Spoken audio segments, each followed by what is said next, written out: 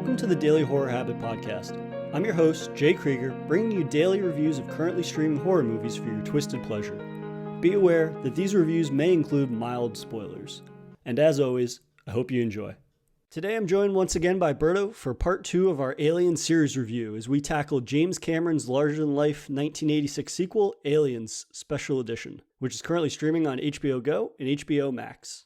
Welcome back, Berto. Oh, thanks for having me, man. Yeah, no problem. I'm really excited to talk about Aliens because as far as sequels go, it's very different, but in some ways it is my preferred style of sequels. Yeah. And I believe you hadn't seen it before. No, I have correct? not seen it. Now that I watched it the other day, I was like, yeah, I don't remember ever watching this one. Yeah, I watched So the special cut one. I don't know what the difference was from the original one, but it was good. Enjoy. Yeah, so the special edition version, which is called Special Edition instead of a director's cut for some reason, but I picked that version for us to watch because that's James Cameron's preferred version. He thinks that's like the definitive version. And so there's a good 17 minutes of additional content in it. Sweet. And I think I definitely prefer it. Like generally I'm one of those people that like shorter movies, but I think overall, and he even says it himself, he says he prefers this version because it makes it's not only a little longer, but it kind of like draws out the suspense and the tension more. It's a lot of subtle differences that I wouldn't even be able to recognize off the top of my head. Like some scenes are just stretched out a little bit longer, but also there's some major additions to it. Like the most notable is the very beginning when they're at Hope's Landing, that remote outpost on LV-26. That whole sequence where we see like people walking around that base, that was not in the original film. Oh, that's cool. Yeah, in the theatrical version, it was just they show up and there's nobody there. It's abandoned. Oh, wow. But yeah, and I think the idea behind that is that in showing people kind of walking around the base and that there were actually people living there at one point, it kind of makes it more tense because then when you show up to the base later with the Marines and Ripley, there's nobody there, obviously. So it's kind of just like being able to physically see all of these people that used to live there now be gone kind of like adds this extra layer of tension, I think. Yeah, I think now that you say that, it kind of, definitely like it shows you like, one time there used to be human civilization here. Now they're gone due to this alien thing. So yeah, that's kind of cool. Yeah, I enjoyed it. It wasn't as good and it wasn't as scary as the first one, but it's still very enjoyable. Like even though they stretched it out, it didn't feel like it was a long movie.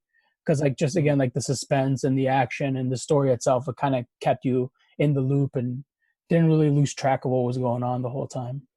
Yeah, so for those who haven't seen Aliens, it picks up 57 years after the original film. Ripley's lifeboat has finally been discovered, and we learn that the planet she escaped from, LV-426, has since been colonized. Though when communications with the colony cease suddenly, Ripley and a squad of colonial Marines are instructed to investigate the planet. And as you find out very quickly once they arrive, we learn it's less than a paradise, as it's been described as. Yeah, I know that was kind of cool how they like when they arrived and you see that. I really enjoy. I think what James Cameron does really well. I think for me so far in these two movies is the scenery, like the settings. I think everything looks awesome to me. I don't know why. It's just like I think the attention to detail, and you get this like industrial look to it. Everything's like wet and moisture. And it's like very like raw almost like, and it's I think that when they arrived in that city, it was like you see it beaten down, but at the same time it has like this outer world look to it, like it's a desert, it's like deserted out there and it's been there for a while. And I don't know, I really enjoy the settings, the amount of work they put into it. But yeah, absolutely. Yeah, sorry. And so like again with this, like even with also the camaraderie between the group that they get sent in, which is kind of cool. I just enjoy that too. Yeah, so I mean, for a sequel, it's very different, I think, right from the outset, that it doesn't feel like James Cameron is just trying to replicate Ridley Scott's Alien. Yeah. And I mean, enough time had passed also where there really needs to be some growth. You can't return to a series 12 years later and not expand on it in some way. Otherwise, people would say, what the hell did you spend the last 12 years doing if you're just going to give us more of the same? So where Ridley Scott's film Alien was very much a horror film, this one is definitely more of an action sci-fi movie. And I think that that's telling in not only like the scale of the sets and whatnot, the set pieces that you had mentioned, but also like the cast size is much bigger. The action is much bigger. We see multiple xenomorphs instead of just one single one. Yeah. And in a lot of ways, I think it's definitely a bigger film, though to your point, I don't necessarily know if it's always a better film. Yeah. But in its own way, I think it's really successful in what it does. And we'll break down some of the individual moments we like. But how did you feel about the overall transition? Because you said that this one wasn't really scary for you. So I'm interested to hear like how your overall perception of the film. Yeah, it was enjoyable. Like it had its creepy moments, but it wasn't as dark as the original one. And it wasn't like it just didn't have, to me, it didn't have that vibe of like horror. It was more of like action movie. A lot of shooting, a lot of explosions. But it just didn't have that same feeling of like, a lot of the scenes felt like, yeah, they were dark, but not as dark as the original one. And there was a lot of lighting. You could see more of the environment, unlike the first one where it's like very dark, very mysterious look to it. This one's more of I guess it's like, I guess the fact that it also has more people involved in it, that doesn't, it's not like this isolated thing where it's like now they have connection to a military and there's an army and people with guns. So it's like, this kind of loses that sense of fear. That's like you can't defend yourself because you don't have like legit weapons. And like in the second one they do. Yeah. So I would compare it to, or I would say that like the first one is very scary because it's them being hunted. Yeah. By a single xenomorph. And like you said, they don't really have weapons. They have the makeshift flamethrower and a cattle prod. But in the second movie, I wouldn't say it's horror, but it's still, James Cameron still captures kind of like the terror of xenomorphs and the alien species by, even though you have these colonial marines that are described as like the ultimate badasses and they have all of these crazy weaponry, at the same time though, they're faced against like hordes of xenomorphs and this idea that you can get swarmed. And they even refer to like the xenomorph nest that they make in the power plant later in the film as like literally a nest, or it's an infestation. And this idea that Cameron really went to a lot of lengths to, so the original xenomorph in Alien was like very clearly a guy in a suit. And it was all about the ways in which Ridley Scott was able to kind of shoot the suit in creepy ways with the atmosphere. But like you said, in Aliens, we see a lot more of the xenomorphs and everything. Yeah. So by recreating the xenomorphs in a way, like James Cameron redesigned all the suits so that way they would be more flexible. Yeah. And that to me it's kind of like the comparison of like the walking zombies versus running zombies. Yeah. It's very much like the same thing. Whereas the original one, the xenomorph is kind of very restrictive in his movements and it's more about shooting him in creepy ways. Yeah. Whereas in Cameron's sequel, Aliens, that you see them like climbing on the walls, they're lunging at people, they're climbing upside down on the ceilings and all of these different things. And it instills a different sense of terror. I don't know that it's traditionally scary like Alien is, but at the same time, it's like Cameron really captures that kind of terror, that idea of being overthrown by something. Yeah, it's like, like you just said, like, I feel like the quantity of them, the fact that there's more than just one now, it's like you're being haunted by this like alien that you don't really know what it is. Only Ripley knows because she's the only one that's seen it, but like now you have more than one, and they basically set themselves in this like camp that used to be run by humans, and now it's an open space and they have multiple of them. I think it's just, the fear is in the numbers, I guess, now, instead of just a single alien that you kind of see. Ridley Scott, I think, did a great job in the first one with the camera angles of showing very minimal. This one's like it's more fear in the number of them, I think.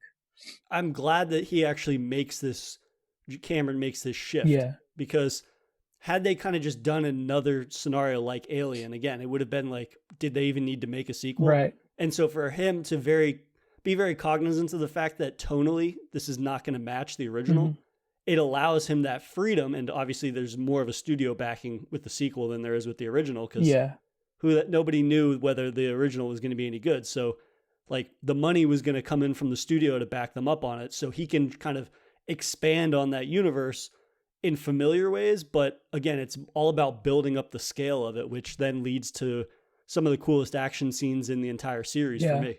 Yeah, no, it definitely, I think, yeah, the fact that, well, obviously the first one set like the standard, I guess, and it kind of helped with the budgeting because it was such a big hit. And yeah, it definitely, I feel like it allowed James Cameron to have this freedom of doing explosions and more action. And I guess this one is filmed in the 80s, so it was more of action based, which makes sense. In the 80s, I feel like there was a lot of big action movies. Like that's the same time that you got the Terminator and all these big action movies. So I think it kind of fits in for that time. But yeah, it definitely has I think it's unique in its own way. It's not obviously it's not the same as the original one. It's not as hard as the original one, but it definitely has a good amount of explosion and killing, and you get to see more of the alien, which is, I feel like that's kind of what you want to see after you see the first one, because you get to see so minimal of it. Right. Yeah, exactly. And I mean, if they're going to return to the well, so to speak, with xenomorphs again and facehuggers, like, you've already seen them out in the open. So the idea that you would ever be able to capture the original terror of them, while they're still creepy and grotesque and they can be scary, like, the idea that you're ever going to capture that same level of horror is kind of a pipe dream. Yeah. It's kind of like with the Friday the 13th movies. It's like the very first, they made so many of those movies that by the end of the series, like, you know who the killer is, you've seen the killer. So they're really just going to capitalize on making kills as gruesome as possible rather than trying to like ever make Jason really scary again. Yeah, I feel like you lose the sense of mystery, like what it is that's killing you. I mean, we already kind of have an idea of it, and they already killed one in the first one. So it's like, at this point, you can't really just kind of like hide it back again, because everybody knows what it is, what it looks like. We see a full image of it in the first one. So it's like, at this point, it's like, what else can they do almost? And it's like, now they're in number. So we got to work with this. I think they did a good job. It was enjoyable, a good movie overall, I thought. Yeah, definitely. And so in terms of speaking about like the scale keeps growing in all these different departments, and we'll come back to the action later when we start to break down some of the specific moments that we really enjoyed. What did you think about the bigger cast? Because obviously a fear when you expand a cast from, I believe the original film was 8 people or so, into almost double that. Right. Yeah. What did you think? Because there's always I always have reservations that, well, in the quantity, there's going to be a decrease in quality in terms of like character development and whatnot. What did you think of the bigger cast? I enjoyed it. I thought it was a good number. Even the people, like, looking at the actress that played Velasquez.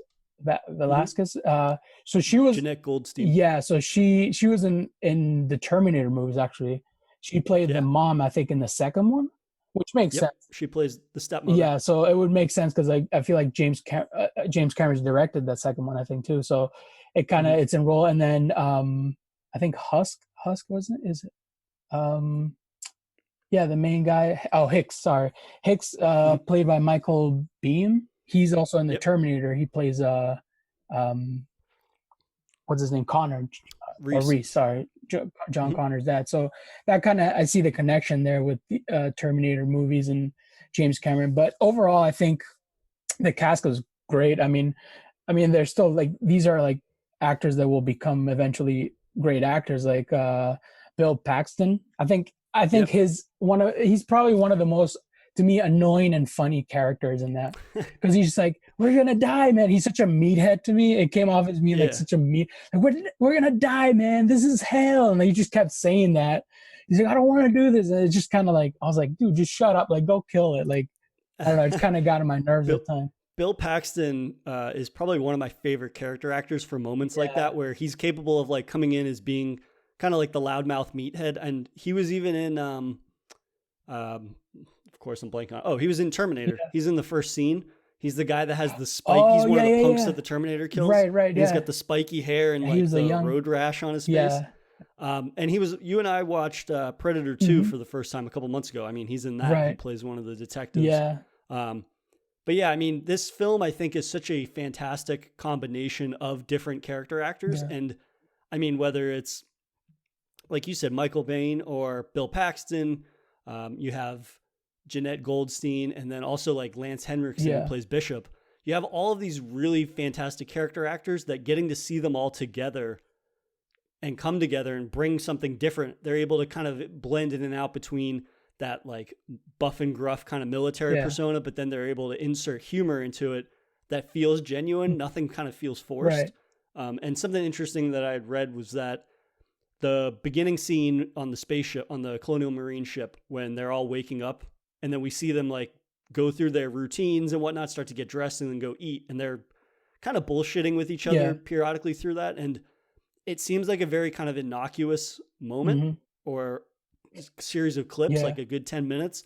But I feel like we get to learn something about them that really defines their characters. And it's done very simply, but at the same time, it's very efficient. Like with Sergeant Apone, who's played by Al Matthews, who's like the sergeant. As soon as he wakes up, everybody else is like, they're either puking or dry heaving, or they're like bitching about how they feel. And his first thing is he just like puts a cigar in his mouth and he's ready to go. And it's like, okay, this is clearly like the authority figure amongst the group. Right. And then you have Vasquez and Burke, or not Burke. I forget. It was one of the other characters, but they like start working out as soon as they do. No, and then of course you have Bill Paxton, and he just starts bitching immediately. He's just like, "Oh, my feet are cold," and all this stuff. And Apone is like, "Do you want me to get you some slippers and a blanket or something?" And it's just like these little moments that, when they happen, they're not like super amazing moments, but at the same time, there's enough of them piled on one another that it really defines the characters. And then you don't need a backstory on them. Yeah. I also like the fact that it kind of gives life to the characters. Like we are in the space world, but they're still human. So they still have feelings and stuff. And like you said, the Sergeant Apone, he's kind of like this, like he's just like military, like guy. Like he's like, let's get to business kind of guy. But at the same time, the other guys, like all the other soldiers are just kind of like human and just kind of like, oh, like let's like kind of stretch out, like get used to again. And the sergeant's like, let's get to it. Like, he's like, there's no time for break, like we have to just keep going. Apone was there. Al Matthews, who plays Apone, was actually he was a Green Beret in Vietnam. Really? He had like 14 accommodations or medals and 2 Purple Hearts or something. Jesus. And like, I watched an interview with him, and even in the interview, he's super intense. Yeah. He just, because they were talking about how for all the weaponry and stuff, they wanted it to be very realistic. And he would like chew out actors that were walking around. They're fake guns, obviously, but he would chew them out if they were walking around with like their fingers on the trigger of the blank firing guns and stuff like that. He was like, if somebody ever is careless with a weapon, like they pointed at me, like my first instinct is to shove it down their throat or something like that. And it was just like super intense, but it's like it comes through in the performance in a way that I think is really critical to that. Right. And the fact that I was going to say a minute ago was that all of the introductory scene to them, to the different soldiers and whatnot, that was the last thing that James Cameron filmed. Because so obviously most movies are not filmed in order. Right. And so they filmed the entire movie in different bits and pieces. And then he waited to film the kind of like getting to know the squad scene at the end, because he wanted the characters and the actors to feel like they actually had real camaraderie, which is really brilliant if you think about it. Because it's like, how are you going to fake camaraderie with people if you just started working with them? Whereas if, I forget how long filming was, it was probably 3 or 4 months. Whereas if you with somebody every single day for 3 or 4 months, like they might not be your best friend, but you're going to form some type of working relationship that then can come through on screen in an interesting way. Yeah, that's a smart, I think that's a smart thing to do. Like just to kind of, like again, like you said, build that bond between them. I think it feels more natural instead of like artificially, like we're being forced to be with each other, like act like we've been known each other this whole time when we just met each other. It definitely worked out. Yeah, so I really enjoy the expanded cast of the Marines and whatnot, and obviously a lot of the humor that comes along with those characters gets injected into the action scenes in a lot of great ways. Like you said, we have Hudson, who's played by Bill Paxton, who's kind of like the loudmouth who freaks out. Like when they're in the APC carrier early on, he's talking about how they're the ultimate badasses and whatnot. And like when they're about to drop to the planet, he's like, we're on an express elevator going straight to hell, or we're going down. And it's just like lots of little moments like that really help to give this movie the personality of like a traditional war movie almost. Like in every single war movie, you have those characters that have like the snappy one-liners and whatnot. And I think those moments of humor are so key to Cameron's identity for aliens that he's crafting himself. Yeah. That if you had lots of moments like that in Alien, it would kind of undercut the horror and the tension of it. Right. But in a movie like this, it's right at home, I think. Yeah, it's a good balance of like intense and like at the beginning the movie starts off, we see all these soldiers and like you have kind of this comical moment. But I think the balance of like humor with the action and the horror, I think they did a great job at that balancing, because I feel like certain times like it could have just been like dead quiet. We'd just seen them walking through the hallways, but then you always have like Hudson say some kind of like stupid remark or some shit like that, and it's just like it kind of adds more to the moment. It definitely helps out. Yeah, and that sense of style or sense of personality also even comes through in characters like Hicks, Right. when they go into the reactor, basically, because they see all of the life signatures for the colonists are in this one part of the reactor, the sub basement. Yeah. And they find out like they can't use their guns in there because if they puncture one of the pipes, like the entire thing will go into a nuclear meltdown. Yeah. And so Hicks like pulls out this shotgun from Yeah. like Nam era shotgun, which Al Matthews probably brought back from Nam with him. and he's like, I like to keep this for close encounters. And it's like, that line has been used in so many other things, like movies, video games, comic books. Like, it's just subtle moments like that that add so much personality to something that could have been, oh, I have a shotgun for a reason, or something like that. Just like, there's so many little touches to this movie that I feel like they're very far removed from Alien, but at the same time, like they don't feel out of place in this new kind of expanding of what it is to be an Alien movie. Yeah, no, that like you said, it would have. I feel like those lines would not have worked in the original one, but the way that James Cameron sets up this whole new version of Aliens, I think it does work perfectly, and it fits in well with the first of all with the actors and the cast and their story. I think it fits really well overall. But yeah, I think it definitely that's definitely, I feel like it's James Cameron's touch to it, just to kind of balance out the horror. Not much of a horror, but more, it's becoming more of an action movie now, which I think it's a good move. It was, I mean, obviously you can't really beat the original one because it's first time we see everything, first time for everything. So, but overall, I thought it was pretty well done. Yeah, and the expanded cast of the Marines and whatnot is a really good, and what they bring to it is a really good balance between their story and it bringing more humor and action orientedness. But at the same time, it's a good balance to Ripley's character, and kind of like the beginning of the movie is all about Ripley, obviously. And we see brief moments, and especially in the special edition, it's extended. We see her dealing with like the trauma from Alien. Yeah. Like, just because she survived, it's like, sometimes, like they say, sometimes surviving is the easy part, and it's living with your experiences and what that does to you. And we see that like she's very reluctant, obviously, to want to go back to the planet, LV-426. And no matter what they say, like they can't convince her because it's so traumatic. And we even see like she has all these nightmares and she's waking up and whatnot.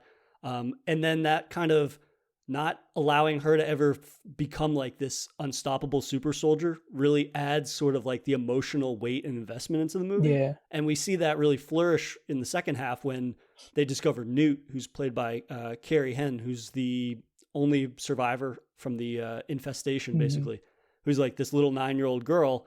And she kind of has to like become a foster mother for her in a way that I really enjoy, in terms of just balancing out that very kind of emotionally palpable drama versus the kind of like big in your face action of the Marines focus. Yeah, I think so. Ripley, like with her character, she like you said at the beginning, she didn't want to go back, but once she was there, she was like, okay, well, most likely I won't survive. But I feel like once Newt came into the story, I feel like that kind of gave her more hope. Like, I need to survive because this little girl's left, and like, who's gonna take care of her when if I die? Like, who's gonna take care of her, kind of thing. It's like, I feel like the fact that they introduced a character like that, like Newt, I think it gives him more of a reason to keep fighting and definitely beating these aliens, which I think it helped overall in the movie. It definitely gave her more of a reason to keep fighting on, instead of just kind of like, yeah, these are aliens, we'll try to blow up the base, but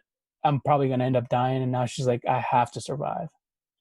Yeah, it really gives her the drive and the investment. And it's like, if you don't have that, are we really going to care that she's back down on that planet if she's just there to help them kill all the aliens? Because at that point, like, she's not a combat specialist. So after a certain point, other than her being able to like describe them and what to watch out for, like, what is she really going to do? Right. So to have that added layer of being like her new, like her determination for fighting as hard as she is, even though she isn't a warrior or a Marine or a super soldier or whatever, it's like, this is the driving factor of her character now moving forwards. Right.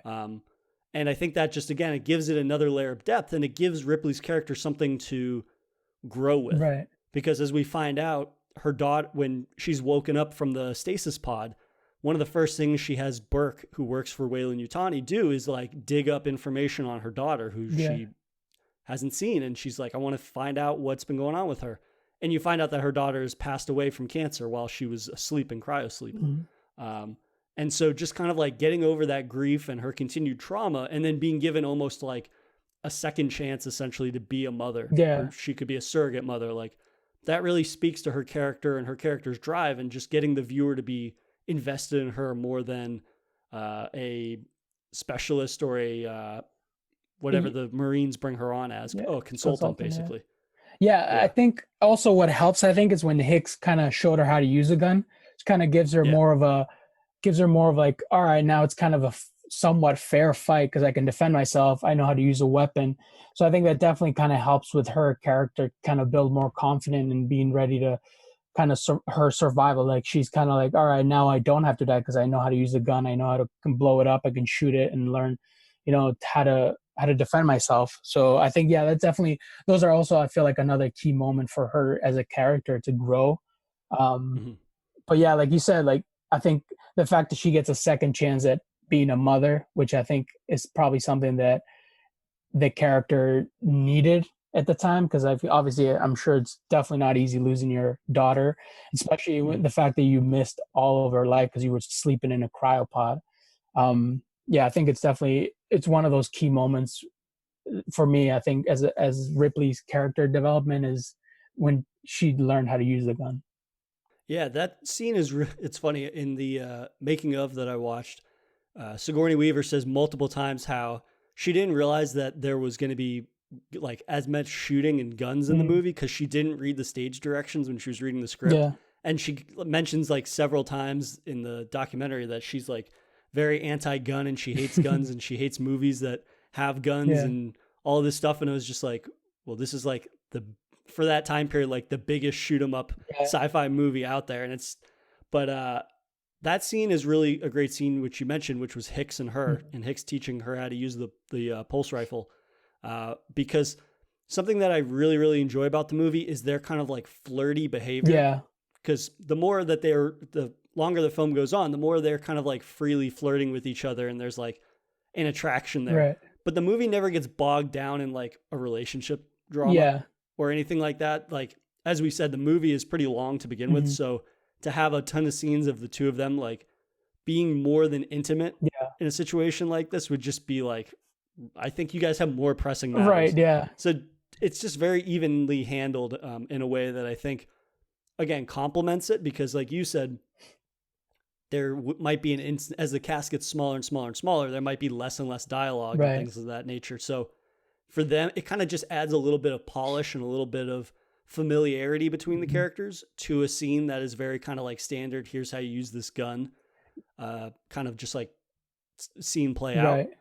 So in that dialogue, they're kind of just, again, reinforcing this idea that like, these are very personable characters, and it kind of justifies adding the amount of characters that they do, not only for the action, but like at the end of the day, he's not just like Soldier A and Hudson is Soldier B kind of thing. Like, each of them has their own personality that is defined in their actions and their kind of demeanor in a way that I don't think a lot of like massive war movies have. Right. I think war movies in general, like you have kind of like the guy that makes a smart comment and then you have the guy that just wants to kill everything. Right. But it's like, you have that in this movie, but at the same time, it's defined a little more, I think, not only by the writing, but also just like the actors that they got. I think, again, like these are a lot of fantastic character actors. Yeah, I'm glad they didn't put any romance into this movie, because I feel like you would have definitely lost that feeling of what was going on outside of that relationship. I feel like that would have definitely distracted me from the fact that, oh, they're still getting hunted by aliens that they've never seen before and they've never fought before. And it's like, I feel like it kind of would have definitely ruined the movie for me, at least. But yeah, like you said, you still see that bond and flirtiness, but the fact that they didn't take it to another level, I think that was perfectly done by James Cameron, and just to keep it very minimal, because like I felt like I said again that it would have completely distracted me from what the point I would have been like, oh, this is corny now. Like there's romance in space in a planet that they don't even know what is living there. It's like stupid. I would have been annoyed, to be honest with you.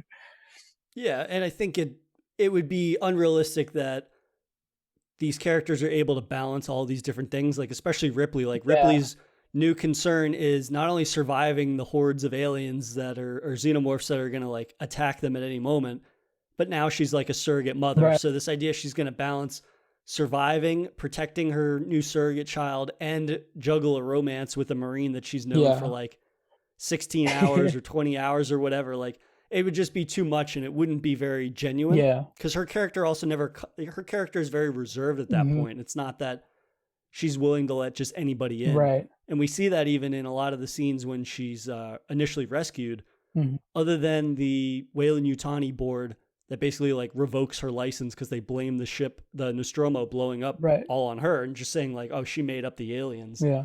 She's very distrustful of people. And we even see that when she learns that Bishop is an android, right? Which we learn early on. Yeah. And immediately she's standoffish, and it kind of just further shows she's taking her experiences from the original film and bringing it here, and it just makes her like very distrustful of people. Yeah, you would think that she would have been a little more distrustful of Burke from the beginning, right? But... Yeah, I kind of like that they brought the thing with Ripley and androids from the original one, because I like that distance, but at the same time, I really enjoyed the fact that the soldiers knew that he was an android. It was kind of like, oh, like they're really like on to the next level of androids. Like they're kind of at this point, they're letting the soldiers know, yeah, you're going with an android. Like he's going to be all right. He's a better version of like they clearly didn't know that the other one was bad version. Well, they kind of knew because everything got blown up, but the fact that they let them know that there's an android, and I was like, for the whole movie, to be honest with you, I was hoping for him to screw up, like he was just gonna be like the same like Ash was, but I'm glad that he was on the good side. But yeah, I really like the thought, like that relationship that you could see with Ripley and Bishop. It was kind of like very distant. I was like, oh, that's kind of cool that she still has like this trauma and she hasn't really gotten over it yet. Yeah. I'm glad that Cameron decided not to sort of return to that plot point where the androids are being controlled by Weyland-Yutani to sabotage everybody.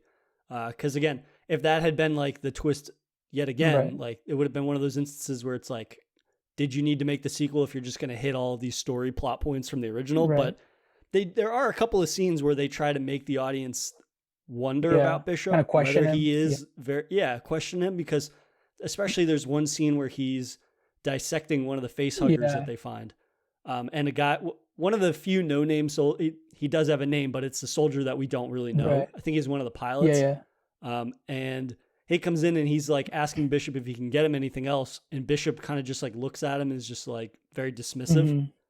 And it's just like, he's so honed in on the face hugger that you're wondering like, is this another scenario where Weyland-Yutani is like, hey, these are your orders and everybody else is expendable? Right. At the same time, though, I do like that they removed that sort of, so they moved on from that subplot. Right. Because then we see Ripley, her character arc with Bishop, in that at first she's very she doesn't trust him at all.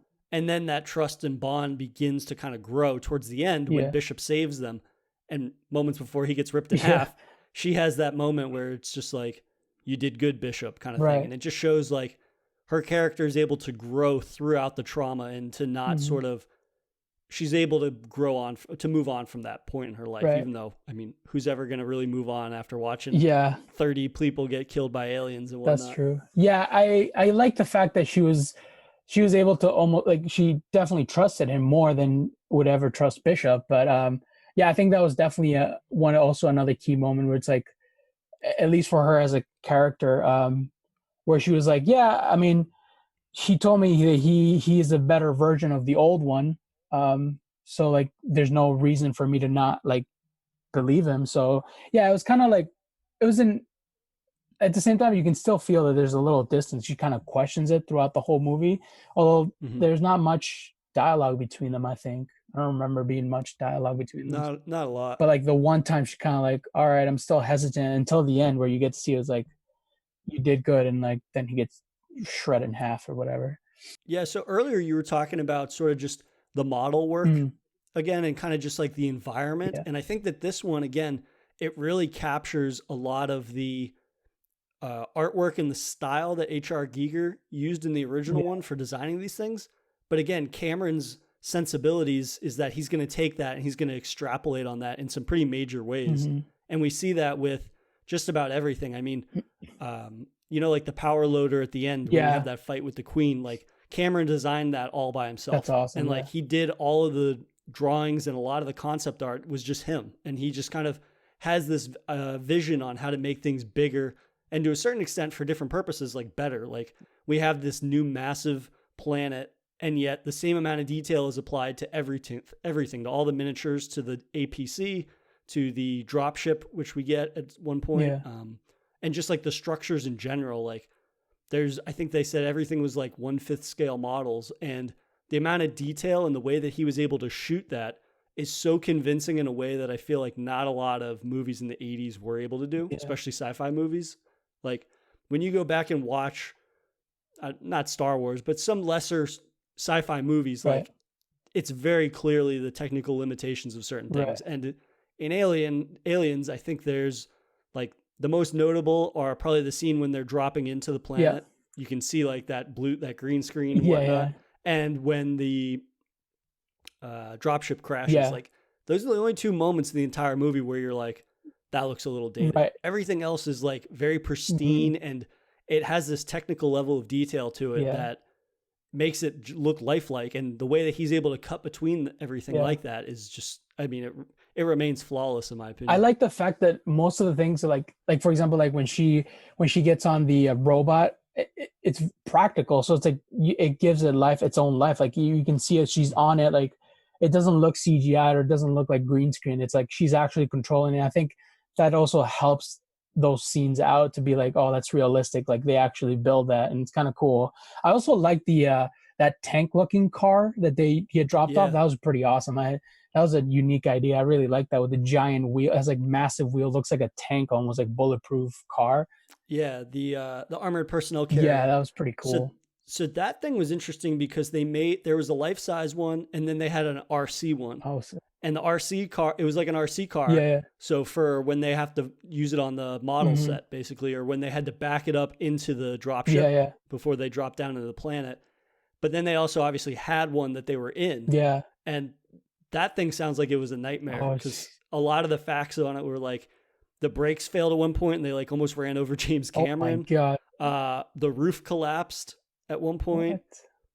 And then there's the scene where they're having like that shootout with the aliens for the first Yeah, time, and one of the characters gets acid sprayed on him, and his flamethrower ends up actually like lighting part of the APC on fire. mm. And they said that it wasn't ventilated properly, Oh my god. so like a couple of characters like almost suffocated on that Jesus. because it was just like it was a closed space and they're Right. burning real plastic. Yeah. So if you're breathing those fumes in, it's like you can't breathe. Yeah. And yeah, that was just It just intense. yeah, it seems like the kind of vehicle that was built just for the looks. There's no real Mhm. efficient use to it. So it's like I Mhm. could see why there's no smoke coming out because it doesn't have any windows to begin with, and it's like Right. it's just there for the scenes that you're just going to be looking at the car, and that's it. And that would make sense. But yeah, those are. I think that was kind of a cool. I really enjoyed that the fact that they were able to do, like you said, they made a little robot version of it to back it up into the plane.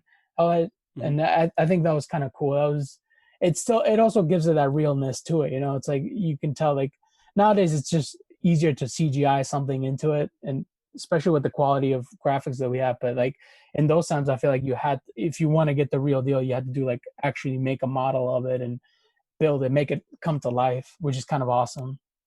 Yeah, and I mean Cameron being the visionary that he is, I mean, he's able to realize that if you're going to have practical effects in terms of like actual onset, and then also using models, like the same attention to detail has to be applied to both of those. Because if you apply one more to the other, like it's going to make the other pale in comparison. Yeah. So to have such like vivid detail in a lot of the models for the structures, and then especially like when they're in the power plant down in the basement, and we see the kind of xenomorph goo that gets starts building everywhere, or starts to form on the walls to make the entire thing almost like a cocoon or a hive. Like that attention to detail never allows you to be taken out, no matter the perspective, whether it's like the actors actually being there or if it's a model. Like the attention to detail, again, is one of those elements that has really made this film timeless for me. Like, I can't imagine. It's one of those movies that I've been watching since I was a kid, and I'm 28 now. So the idea that when I was watching it when I was like 10 or 12 and it looks as good as it does today is amazing. And that's really not something I think you can say about a lot of movies, a lot of movies on this scale. Right. Yeah. I feel like Ridley Scott and James Cameron, I feel like that's what they do good. I mean, I feel like they make these movies where it's like, they really want to bring it to life. And I wish we had more movies nowadays where they do practical, like, stuff, like they build their own robots. Like I understand it's more expensive, but we also feel like nowadays you can get a better budget than like if they could do it back then with their very minimal budgets. Like I feel like nowadays you can probably do something better and like even make it more realistic instead of using CGI. I feel like CGI, it does a great job and it's probably cheaper, but I think it'd give it a uniqueness to movies had they done their own robots and their own cars and their own machines. Well, I think a big problem is that CGI is easier. Practical effects are really difficult. So while you save the money, you have to have a team that's willing to endure and actually like put in the physical labor. That's true. Yeah. Not to say that like CGI is easy, but it's very noticeable when it's poor quality CGI. Right.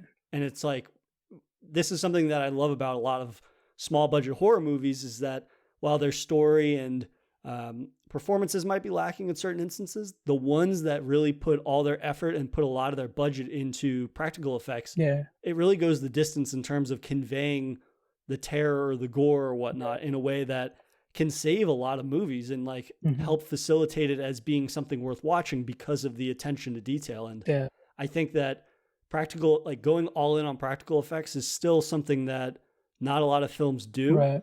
So it is easy to get recognition from critics or fans and whatnot if you're willing to put in the time, because it shows a dedication to the genre that I don't think necessarily a lot of the industry, I think it's something the industry is moving away from. And it's, I mean, it's not hard to see why with like, I'm always using Marvel movies as the example just because they make $1 gazillion. But when you see behind the scenes shot, as much as I can enjoy those movies, the behind the scenes shots, it's like 90% of it is green screen. Yeah, that's true.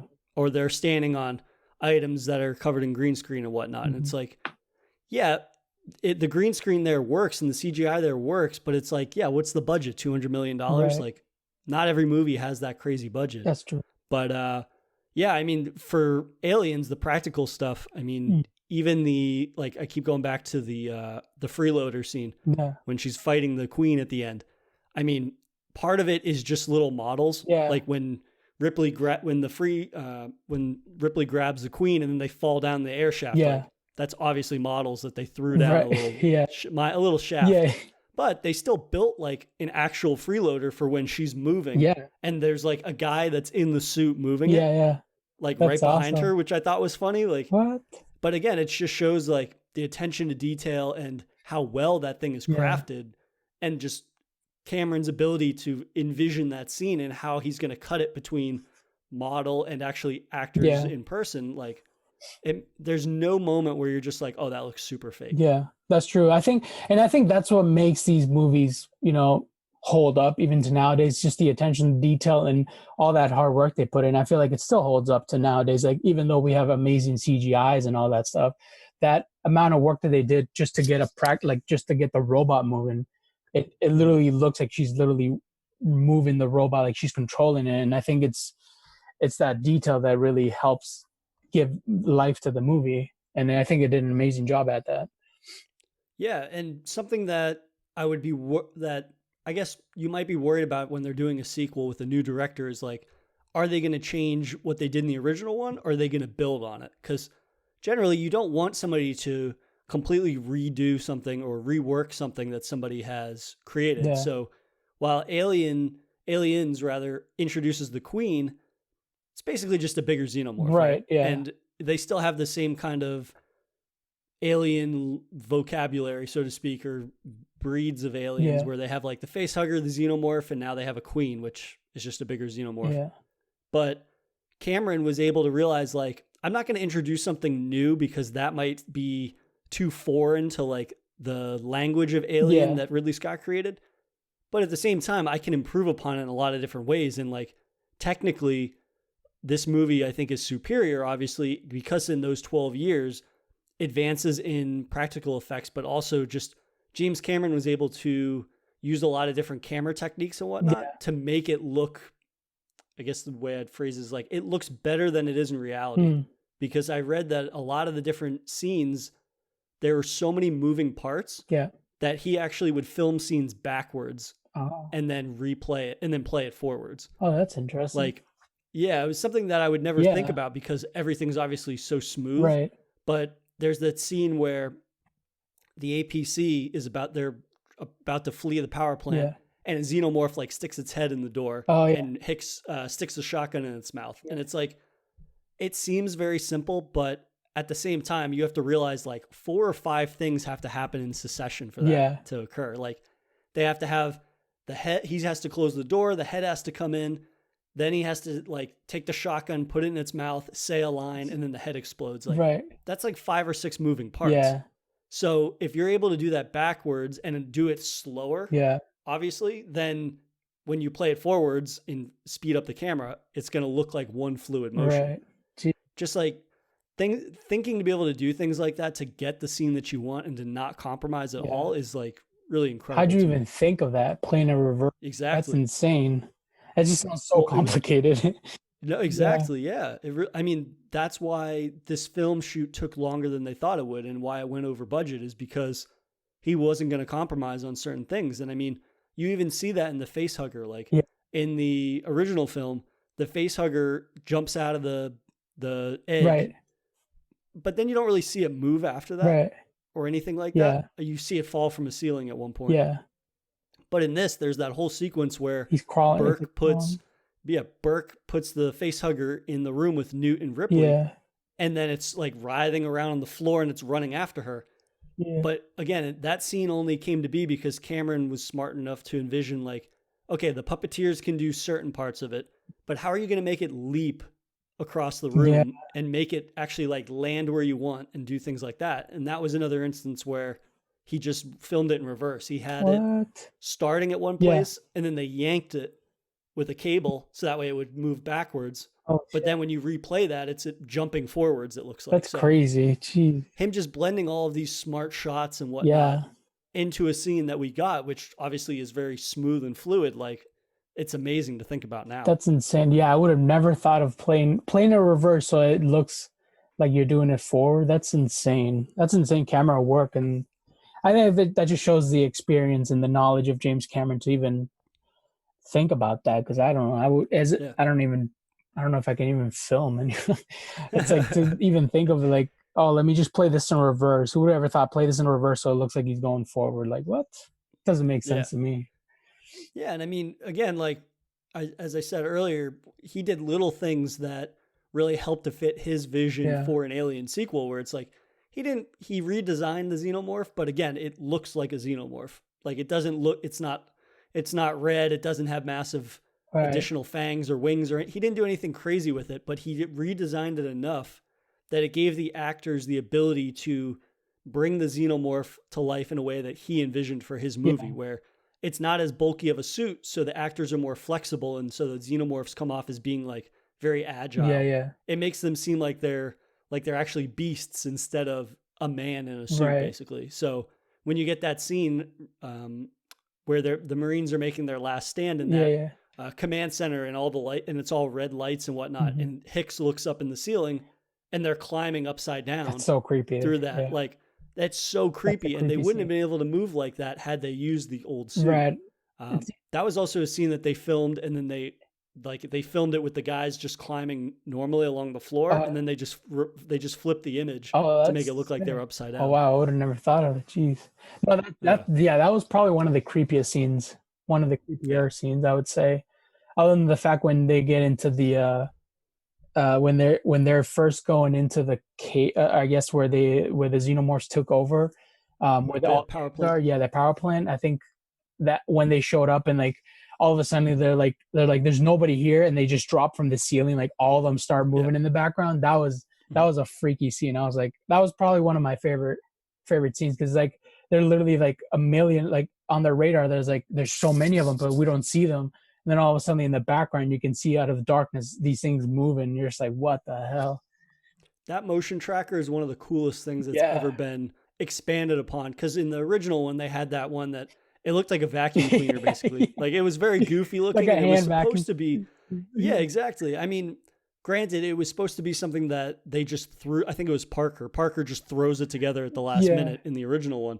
So to see them kind of apply this industrialized version that's been made to literally track things, and then they keep referring to it again, and it keeps coming up in scenes, and that just beeping sound. Yeah. Because when they first arrive, the thing is silent, basically. Right. It has the tick that says that a pulse is being sent out, but it's not picking up anything. Right. So towards the end of the movie, then when all the xenomorphs come out of nowhere, or from the ceilings rather, and it starts like beeping and getting more and more feedback, it kind of just fuels that tension of that scene, that just because you can't see something doesn't mean it's not there. Right. And especially when, again, like talking about that scene where they're hiding in the ceiling, like they start saying, I think it's Hudson says like, oh, they're in the room. Right. Like they're 5 meters. They're it's right in the room, and you're looking around, you don't see anything. Like that's pretty terrifying in a way that I think harkens back to the original, because it is very scary, but at the same time, then it becomes more about like they're going to get into this massive shootout and they're going to get overwhelmed essentially, and it's more about the odds that they're facing rather than like a singular alien assassin, basically. Right. Yeah, they definitely were going to get outnumbered in that room, but no, that scene is, it's still kind of scary because like they literally like saw themselves into the, like they locked the door shut and they like literally melt the metals together. They're like stuck in there. Like there's no way to get out. And then they start, like you said, Hudson starts freaking out because he's like, oh, they're only 5 meters away. And then like they're within the room and they're like looking around like, what the hell's going on? And I feel like, I don't know, for me, it's like, I've never watched this. This is the first time I've seen Aliens 2. And for me, I've seen clips of it, and I think for me, the iconic scene was that when Hicks looks up in the ceiling and you see them crawling. I think, I don't know, for me, when I think of you also, I guess the iconic scene for this movie is when she's in the robot, Ripley's in the robot. But for me personally, in my head, I always think of I think of Aliens. I think of that scene where they're like he like points a flashlight and you just see them coming at you. That's just, that's a creepy scene. I don't know. It's just like, it freaks me out just to think about it because they look so lanky and like long fingers and like their heads all oval and it's just creepy. You wouldn't think that a creature would be so like almost ballerina like in the way that it's like able to control its body in a quiet way, and it really does kind of reinforce this idea that the xenomorphs are the ultimate predators, basically, in that they can do anything and they're the ultimate kind of like hunters, right? And no matter what I love about that scene where they start to rappel from the ceiling in the power plant is that the Marines, obviously they go in and they're all like very gung ho and everything. It's like, this is a bug hunt. I can kill everything. And they've got these crazy weapons. It only takes like 30 seconds to completely throw them out of their element because they're faced with something they've never been faced before. Yeah. And for as action packed as it is and satisfying as the action is, I think the fear would always be that like, there's no tension because there's guns now. Whereas in the original movie, they didn't have adequate weapons, so it's like they're at a disadvantage. For me, though, it's still scary, the idea that you're facing something, and just because you have a gun doesn't mean that it's going to be any help to you because you're going to get outmaneuvered or whatnot by the ultimate predators. Yeah.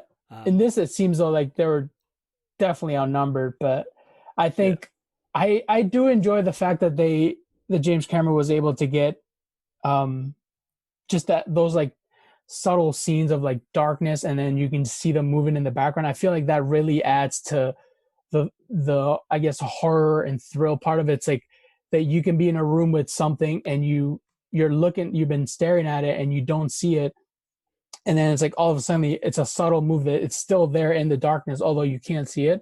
I feel like that brings that fear of like, at the same time, it's like now you can be sitting in your room, it's like it's lit, but at the same time it's be camouflaged in the background, you don't even notice. That's like, I feel like that's also like a fear of that, the tension that it's been added to the movie, although it's not as scary as the original one. The fact that they're in these unknown space and they're hidden in plain sight, you just don't see it. I think that's it has its own fear in that. Yeah, absolutely. Yeah, that again, just like the overwhelming odds. Yeah. And then I want to touch upon like the Queen sequence before we wrap up. Yeah. That scene remains one of the most kind of like amazing scenes I've ever seen, just in terms of like, again, that's all practical. Yeah. And it's this idea that they took a xenomorph and they just blew it up essentially. Mm-hmm.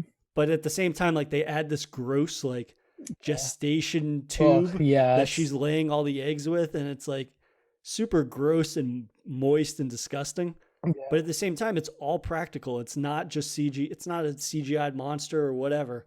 Mm-hmm. And just the lengths that they go to expand on the alien kind of universe and lore in a really creative way is just, I mean, it remains remarkable. And like that thing was held up by a crane and then they had people controlling individual limbs. Holy shit. It's just like, it's one of those things that I'm not a filmmaker, obviously. I could never imagine having the patience for getting, there's like 5 guys on one hydro something arm. Yeah. Or hydro pressure, I think is what it was. But it's like all these different moving pieces and there's 5 people per piece and just everything has to be moved succinctly with one another. Yeah. The coordination is just like, it blows my mind. Yeah. That was definitely one of those gross scene when the Queen gets off of the thing and it like literally rips, like the tube just kind of like rips and you could see it like almost like skin ripping in a way. It's kind of weird. It's like it like kind of like unglues itself.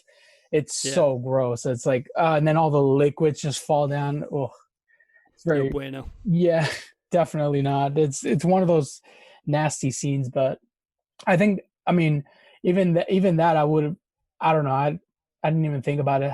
It was nobody. So that was just all robot. The Queen itself was just all robot.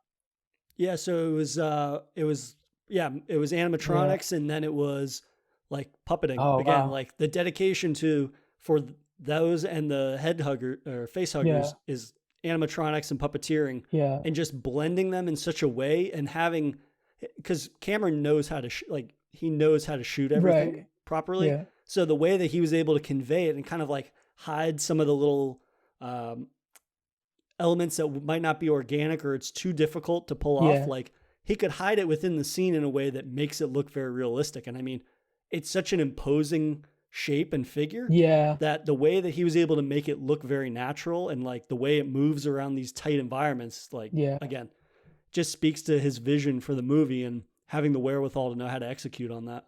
Yeah, that was kind of cool. That's the first time we meet the Queen, and I thought it was really well done. I like the part where he kills Bishop, where it literally comes out of the darkness of the ship, like in the plane, and then just literally just stabs him through the body and like skewers him, and then just kind of shreds him. Literally grabs him with his hand, I think, and just like shreds him apart. That was kind of a cool scene. I feel like. I wonder do you know how they did that scene? Like, cause I mean, I'm sure that was also a puppet and like they just shredded apart, but like just to get all those like guts, it literally looks like tubes, like the guts all like tubed with milk, whatever the hell that was. So they ran like the tail through Lance Henriksen's pant leg basically. And then they had a fake torso for it to get punctured. And then it cuts away later to a dummy that they rip in half. Right.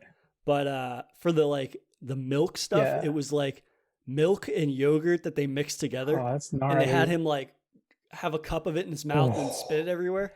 Yeah. And apparently the first day that they filmed that, somebody had left out that mixture. Oh. Like they didn't think to refrigerate it. And so like, obviously he's going to spit most of it out, but you're going to ingest some of it.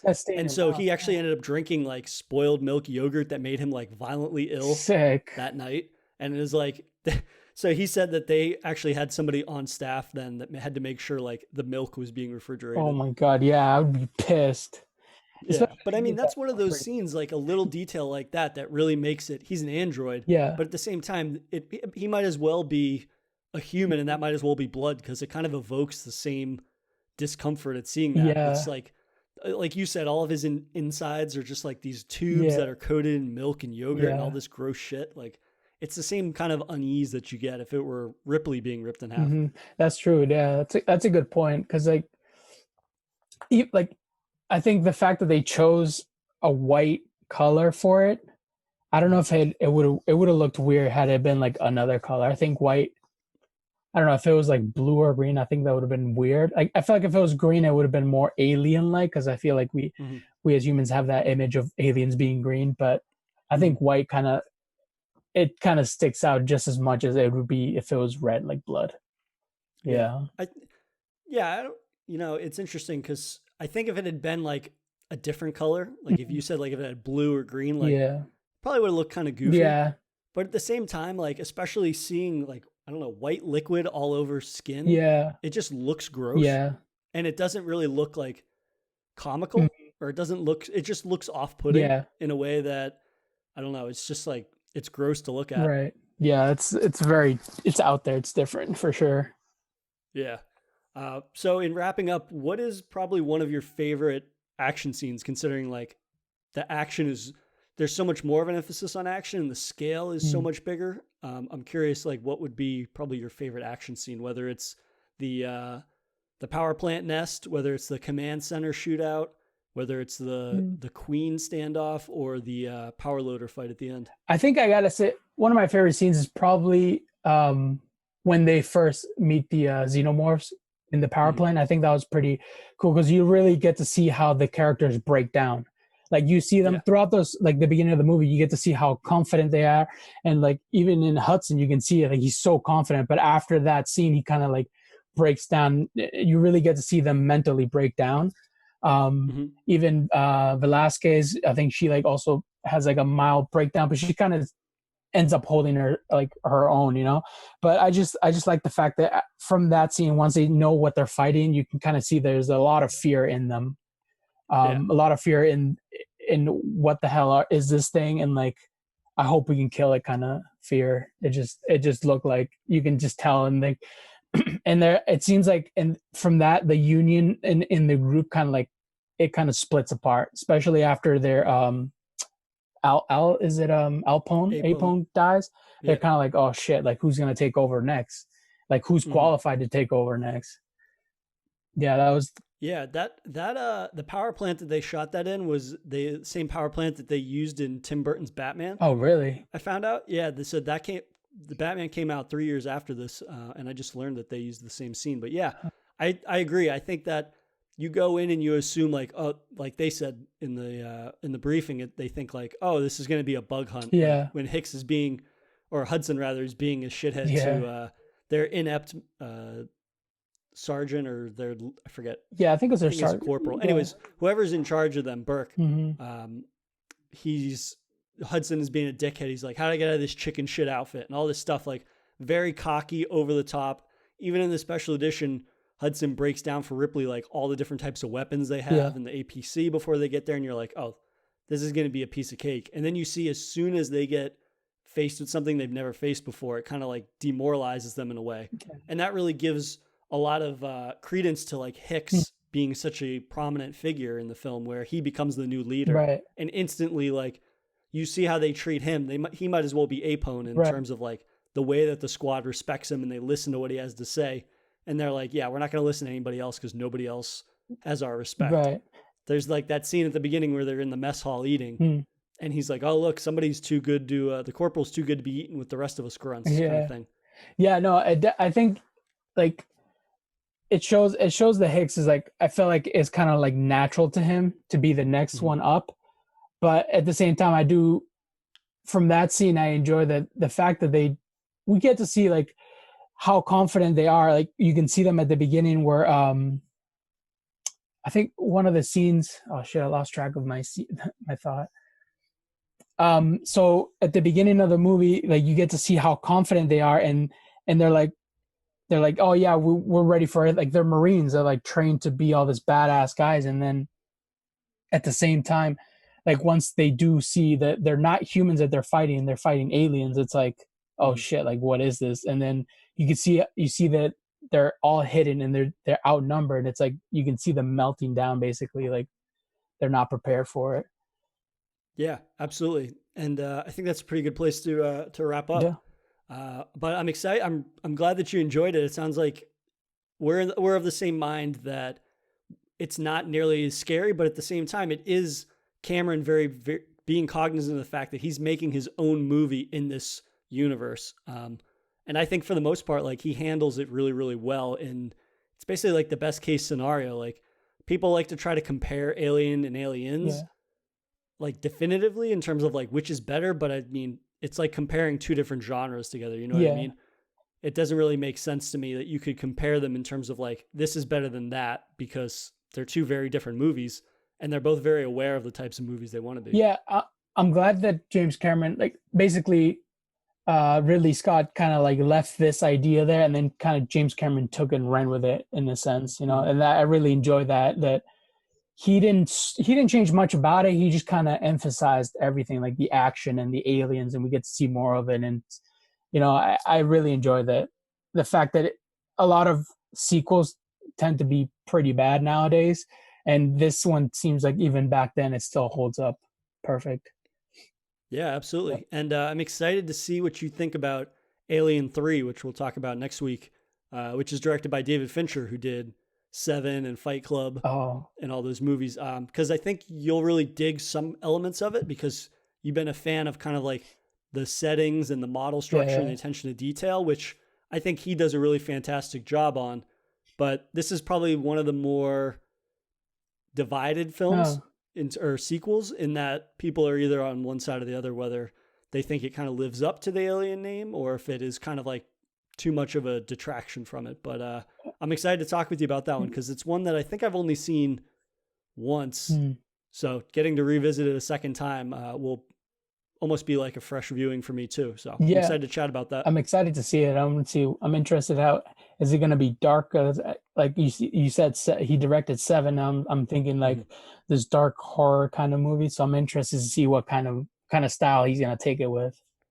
It's definitely Fincher trying to return the series to the original in a lot of ways. And from what I remember, it was successful in some ways, but in some ways not so much. But also it'll be interesting. I'm going to do some research into the history because that's probably the most contentious Alien film to make in terms of just like getting it made and all the different concepts that they rolled with and directors. But we'll save that for next time. Awesome.